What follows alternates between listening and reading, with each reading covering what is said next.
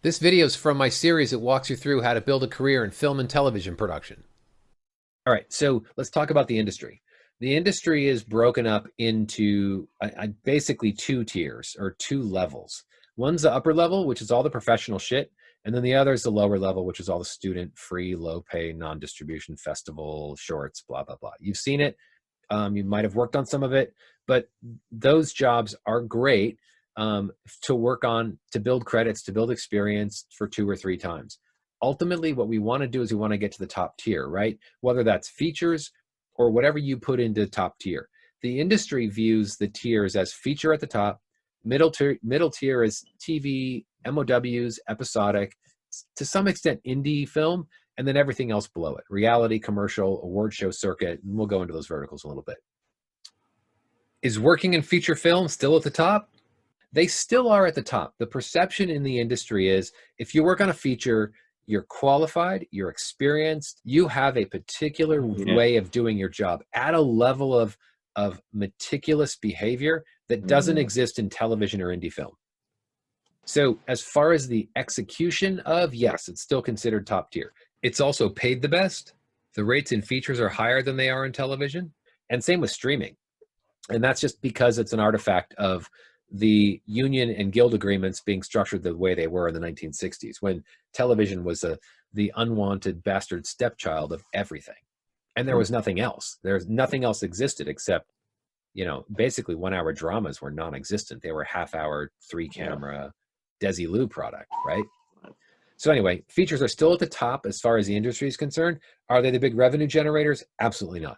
The middle tier in streaming is where the money is. That's where people are getting paid. That's where everybody wants to go for their overhead deals, all of that stuff. So this is a map of the industry the way it considers now. The goal is to get out of this lower tier. We want to get out of the student work and the low paid indie stuff and get into the next, the upper tier. The caveat I would make, and we're going to come back to this in a little bit, is you have to pick a vertical to work in. Feature people don't really cross over to TV, episodic, maybe sometimes. Directors do more often than not. Writers really don't. Producers might because they happen to be attached to a piece of material maybe. But an indie film, totally different network here. Reality, commercial, and award show, completely different network. You likely won't move from the bottom tier up to the top tier without having to rebuild your network in features and to some extent start over. Now let's talk about the difference between pro and not pro. Not pro is the work at the bottom of the chart in the white box and how we can use it to our benefit and what to expect. Not pro, okay to build credits, to gain experience, fine. When I hear the term, the rate's pro rata, that means we're going to f you, and we think we're going to make millions of dollars running the festival circuit, and we're going to sell to Harvey Weinstein for 10 times multiples, and we're going to get rich, and God bless for you for bleeding all over the countryside. F you. It's fine to do it a couple times. It's fine to do it as a participant. If you're one of the people who could benefit from upside, fabulous. I mean real participation, not a net bull definition. I say to people, do it 2 or 3 times for free. Do an internship, student films, okay. If you need it to fill up work on your resume, fine. But just understand, the work in these places is inferior, and the skills you acquire will need to be retrained when you go work in the professional game. Okay, turning pro, it's LA and New York. There's also work in Atlanta, Florida, North Carolina, Pittsburgh, to some extent in New Mexico, and a bunch in Canada. But as Americans, we can't flop across the border. We talked about it's rare to switch verticals, so what vertical you choose now is really important. Salaries in the pro game, PAs make $600 a week plus overtime, plus mileage, plus they get fed all the time, and they can go up as high as $1,000 a week on larger features working on set. So use that as a benchmark. If someone says to you, hey man, we're paying all the department heads $750, you want to come play? That's not pro work. That's the low level bullshit. The budgets are bigger. There's fewer jobs to be had. So you're competing with a larger number of people for fewer jobs. And it's very competitive. And those jobs the big features are really difficult to get on. And you have to be in that circle. They're also Yeah. more serious, and the crews are typically older because as you sort of work your way up into those cycles, they become union and guild jobs. The union jobs are very difficult to get. To become a union electrician, the price of admission to become a member is like 10 grand. The reason I bring it up is because getting into SAG, WGA, and DGA are not difficult. It can be expensive, and you can defer that cost. DGA and WGA, their initiation fees are expensive. It's like they're like, some of them are like $8,000 or $9,000. They were. I don't know what they are right now. And you can spread that cost out over time. But the guilds, SAG, WGA, and DGA, the producers required to work, who are signatory to those agreements, are required to work under the agreements, but they don't have to hire off the qualifications list for writers, directors, and actors. For assistant directors, which are part of the DGA on the West Coast, then and same with the East Coast, those jobs are not difficult, are not inhibited by becoming or having been a member of a union. You have to become a member when you first get that job, but you don't have to already be a member, where you do in the IA.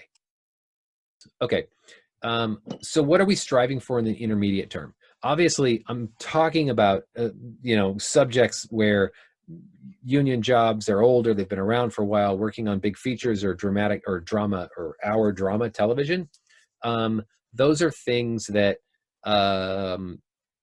that we ultimately want to get to, right? We're going to identify that as the dream job or the goal job. In the short term, what we're looking for are entry-level jobs to build a career. Obviously, we don't want to stay in that space forever. We want to move up, we want to grow, we want to expand our career and our income profile, but that's not where we're going to start. You start in an entry-level job and you build your relationship so that you find a sponsor. So figuring out exactly who that sponsor is and how to make sure you're stuck to them like a barnacle, that's the goal here, right? We're not looking for a mentor. You're never going to ask someone, will you be my mentor? I hate that. It's horseshit. You're going to find people that will be your mentors because you develop a relationship with them, or you identify someone that you want to emulate as far as how they operate in the industry. But they don't necessarily have to know it all the time, and you don't have to ask them, be my mentor. It just kind of happens. What I'm talking about is a sponsor. It's the person who's going to say, okay, this person is ready to be moved up. Michael is a director. He's done some work. We want him to do this show. Let's get him in that chair and see how he performs. You do an amazing job in that particular channel that you're currently on, and you think in terms of what's the next thing. For me, when I started out as an assistant recording engineer, or I was an assistant to a recording engineer in a recording studio, making records for like Poison and hair bands. At any rate, when it came time for my mentor or my boss, Bob Brown, to cut 1/4-inch tape up into something we could take to mastering, I would go in the other room and go grab a box of razors and tape that we used to splice tape together, because that's what he needed.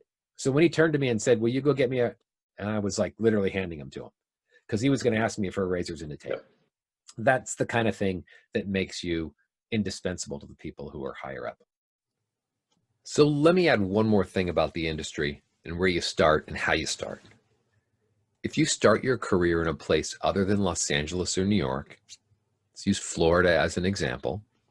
If you begin working in Florida and you work your way up through the ranks to producer or some mid-level or senior level job, the likelihood of that transitioning from Florida or anywhere else except LA and New York to the big markets is slim to none. That's not to say it's not possible, but it's very unlikely. Wherever you start, that's a smaller market.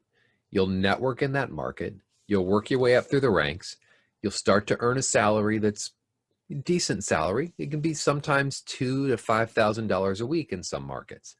It's real money.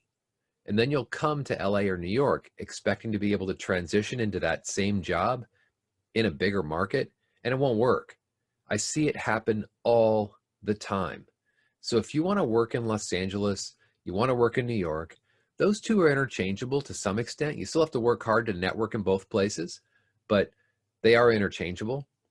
If you want to work in those places, you have to start in those places. You're not going to find your experience and your network in a place like Atlanta, Florida, New Mexico, Detroit, North Carolina, the places where the production centers have kind of spread out over the past, I don't know, 20, 30, actually closer to 50 years.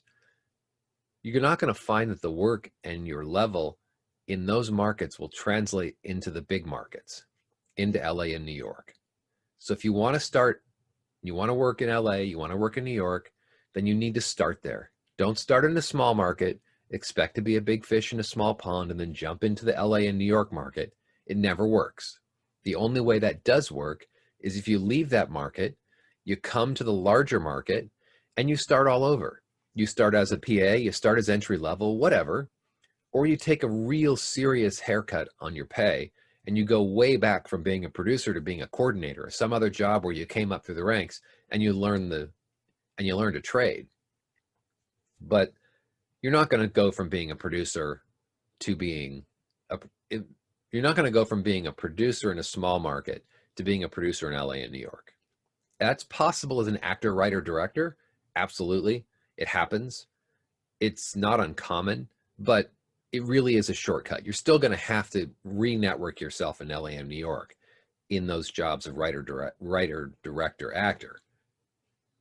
But it is possible. It's more likely, actually, than it is as a producer. And the same goes with crew. If you want to start in other markets, you're not going to come to LA or New York and expect to break into that union because you're just not a member. So you're going to have to go through that cycle all over again. So my suggestion to people, to everybody, if you want to work in the big markets in LA or New York, which is where the decisions are made about what gets put into production, you should start in the market. Don't start in a small market and expect to make a jump. So that's a very high-level overview of the industry and what your short-term goal is.